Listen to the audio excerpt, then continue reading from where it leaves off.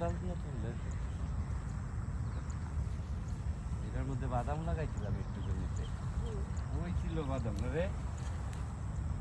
অনেক বাদাম মাশাআল্লাহ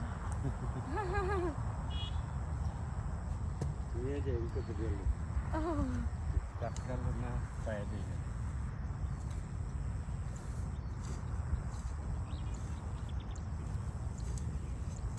খাওয়ানো তৈব না এইটা বেশি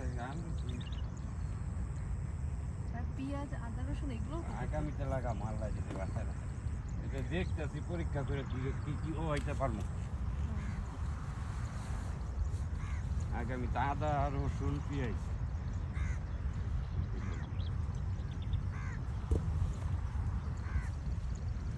ফল লাগানো যাইতেছে না না